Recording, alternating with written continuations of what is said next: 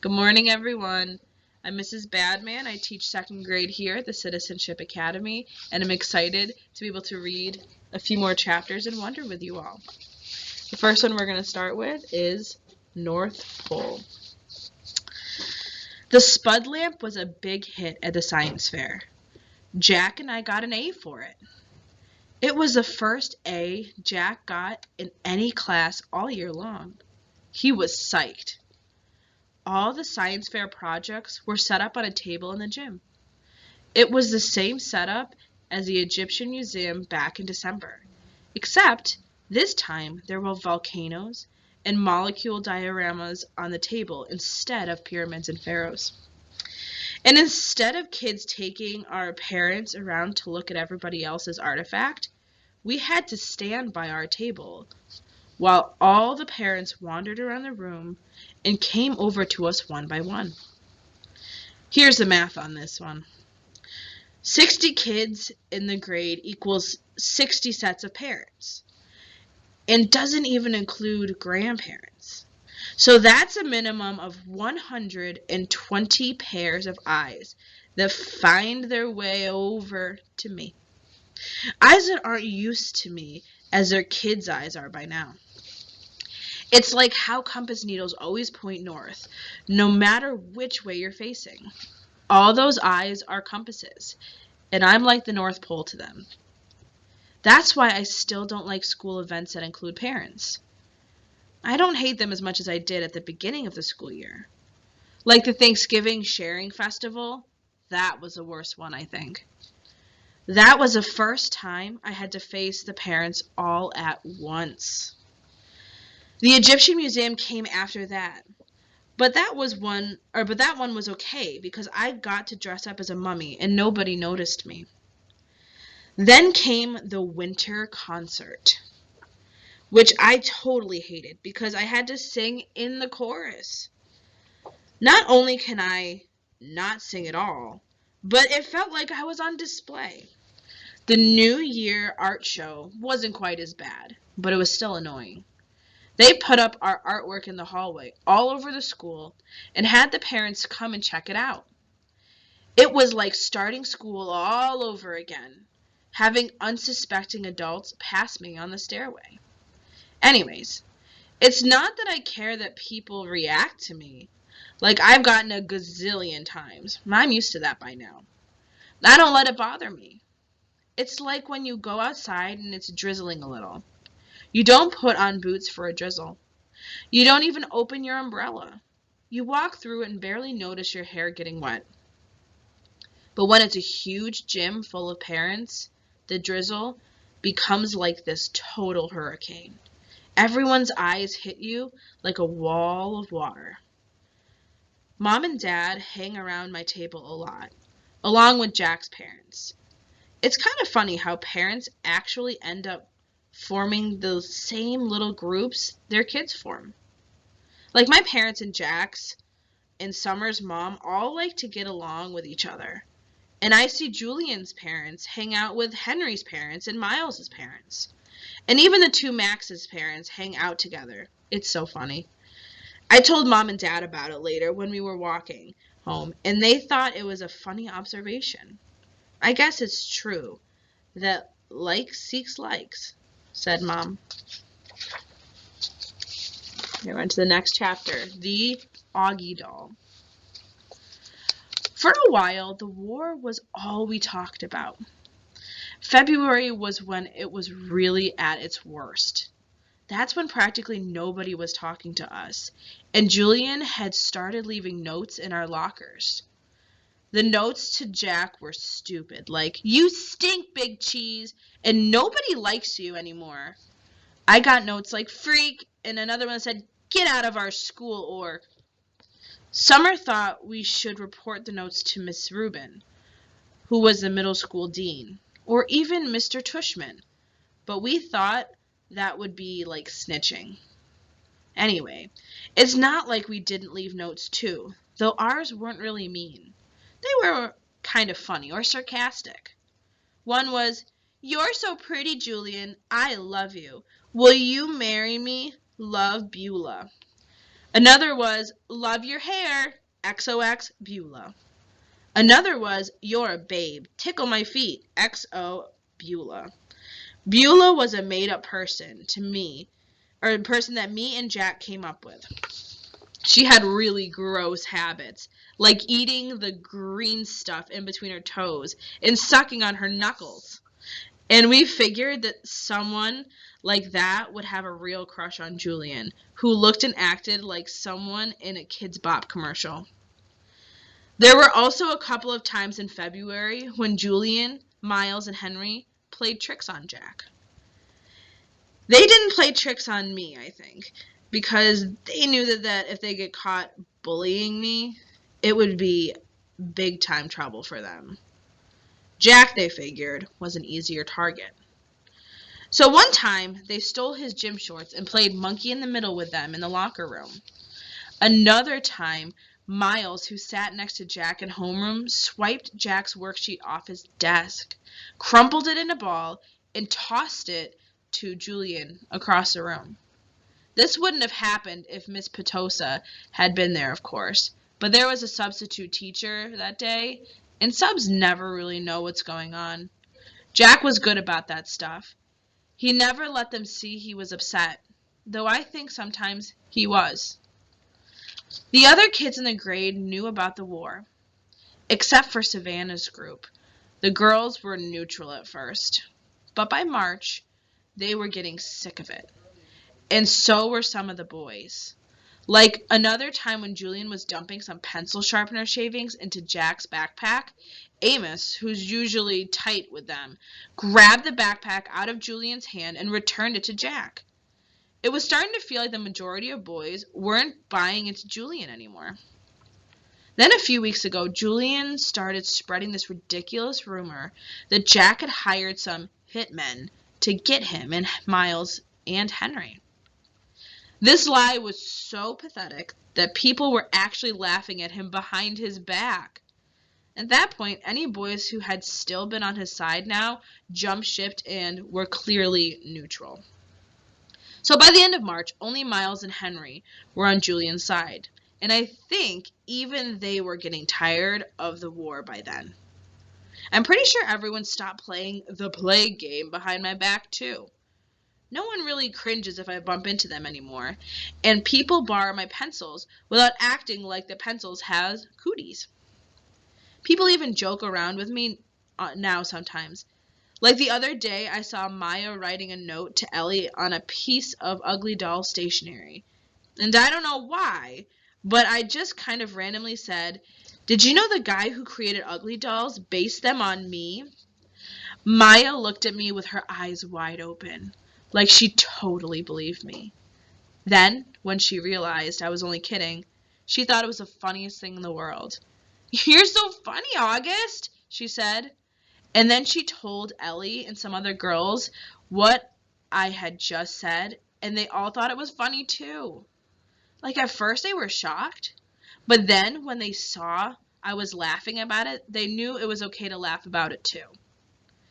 And the next day I found a little Auggie Doll keychain sitting on my chair with a nice little note from Maya that said, "For the nicest Auggie Doll in the world, XO Maya."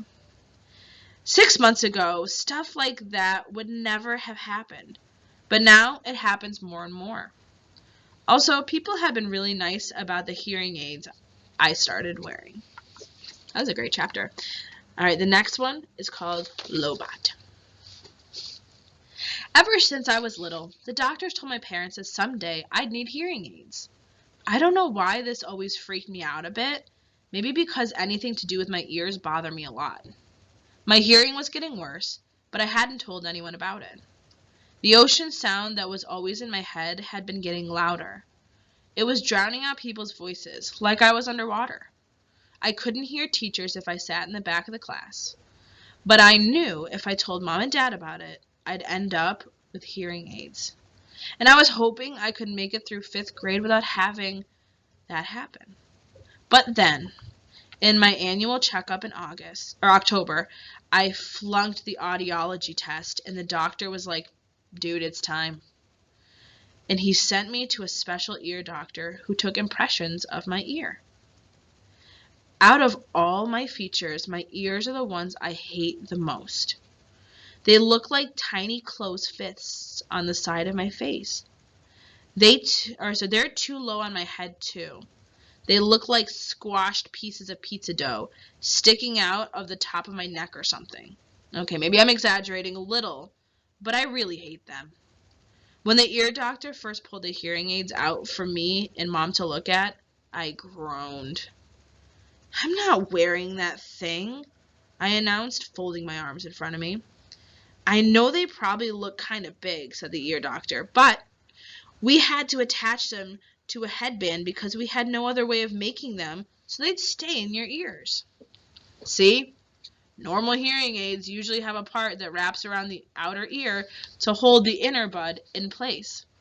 But in my case, since I don't have outer ears, they had to put the earbuds on a heavy-duty headband that was supposed to wrap around the back of my neck. "I can't wear that, Mom," I whined. "You'll hardly notice them," said Mom, trying to be cheerful. "They look like headphones." "Headphones? Look at them, Mom," I said angrily. "I'll look like Lobot." "Which one is Lobot?" said Mom calmly. "Lobot?"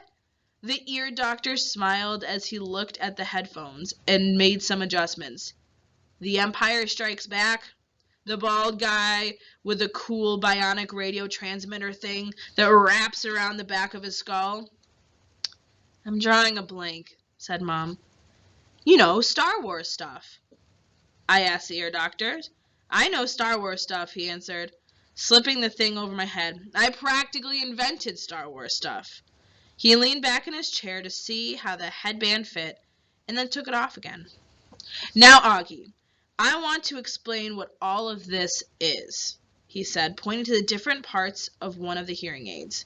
"This curved piece of plastic over here connects to the tubing on the ear mold. That is why we took those impressions back in December, so that this part that goes inside your ear fits nice and snug. This part here is called the tone hook, okay? And this thing is the special part we've attached to this cradle here." "The Lobot part," I said miserably. "Hey, Lobot is cool," said the ear doctor. "It's not like we're saying you're going to look like Jar Jar, you know. That would be bad." He slid the earphones on my head again carefully. "There you go, August. So how's that?" "Totally comfortable," I said. "You'll get used to them very quickly," he said. I looked in the mirror. My eyes started tearing up.